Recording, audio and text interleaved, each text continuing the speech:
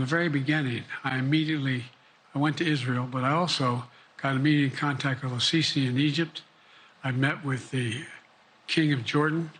I met with most of the Arab leaders to try to get a consensus going as to what had to be done to deal with getting more aid and food and medicine into the Gaza Strip.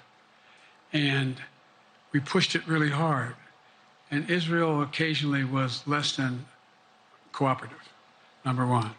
The Israeli War Cabinet, I've been dealing with Israel since Golda Meir.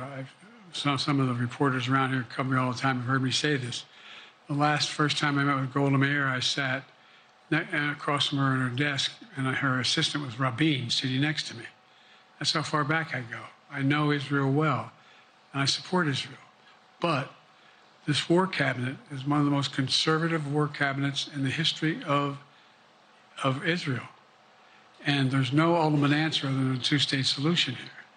And so what was able to be done in terms of the plan I put together was it would be a process for a two-state solution. And we get the Arab nations to, particularly from Egypt all the way to Saudi Arabia, to be in a position where they would cooperate in the transition so that they could keep the peace in Gaza without Israeli forces staying in Gaza. The question has been from the beginning, what's the day after in Gaza? And the day after in Gaza has to be, the end of the day after has to be no occupation by Israel on the Gaza Strip, as well as the ability for us to get in and out as rapidly as you can, all that's needed there. I've been disappointed that some of the things that I've put forward have not succeeded as well, like the port we attached from Cyprus. I was hopeful that would be more successful.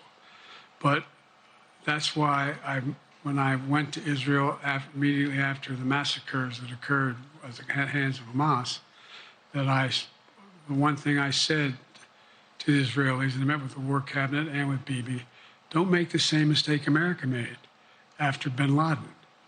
There's no need to occupy anywhere. Go after the people who did the job.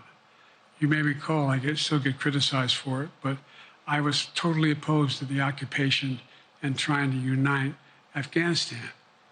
Once we got bin Laden, we should have moved on, because it was not no one's ever going to unite that country.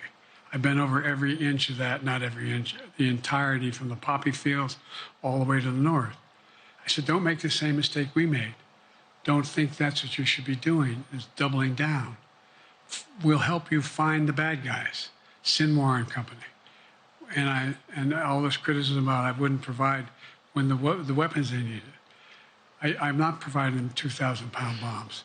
They cannot be used in Gaza or any populated area without causing great human tragedy and damage.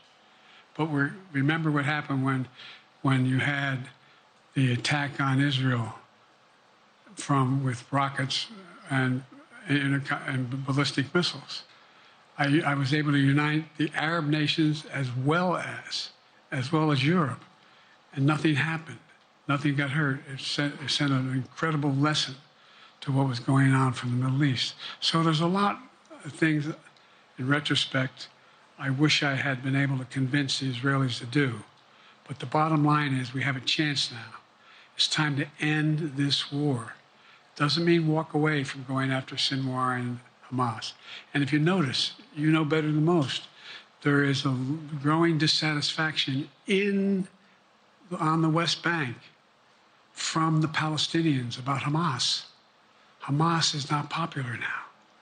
And so there's a lot of moving parts. I just have to keep moving to make sure that we get as much done as we can toward a ceasefire.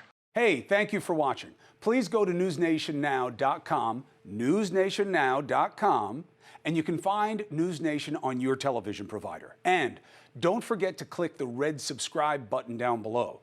Then you will get more of NewsNation's fact-driven coverage.